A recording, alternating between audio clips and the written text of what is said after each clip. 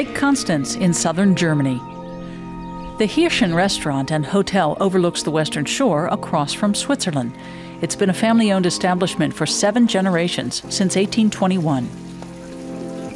For Euromaxx à la carte, Chef Markus Merk is preparing veal filet with asparagus and nettle noodles. He picks the nettles in the hotel garden with gloves on. That's because raw nettles sting if you touch them. Stinging nettles grow around the world, but they're much more than just weeds. Nettle tea is good against bloating. Nettles promote healthy blood, as they have a lot of iron and a lot of vitamins. They're rich in vitamin C and A, and cooked, they taste like spinach.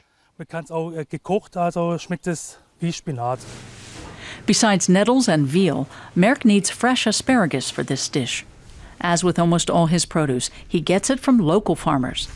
During the season, which lasts till late June, German farmers mostly harvest white asparagus, but some have other preferences. For me, real asparagus is green, which is still very, very popular in most of Europe, even though white asparagus is much more popular in Germany. It's just a lovely, tender vegetable in early spring. From hand to mouth, almost. In the kitchen, Merk first washes the nettles thoroughly in warm water.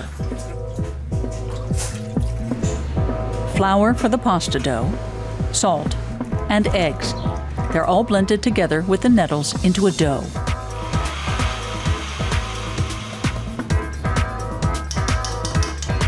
Then Chef Merk kneads the dough by hand, adding oil, and he lets it sit for an hour in the refrigerator.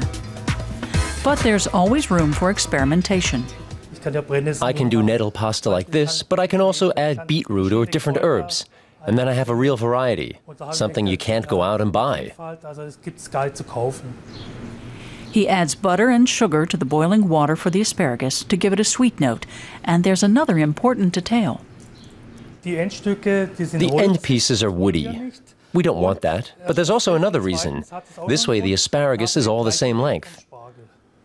We'll now cut them off like this. Another tip, don't throw away the end pieces. You can use them to make cream of asparagus soup. He bundles the asparagus stalks into equal portions and then boils them for 6 to 8 minutes. It's time to take the dough out of the refrigerator. This should be sliced like bread and then rolled out very thinly with a pasta machine or a rolling pin.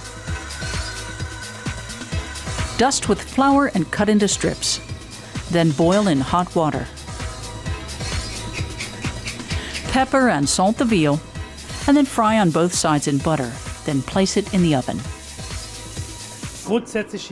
I always put the meat in the oven between 100 and 110 degrees Celsius so that the meat stays juicy. I don't want the meat to get tough or dry. For the herb jacket, there's parsley and rosemary.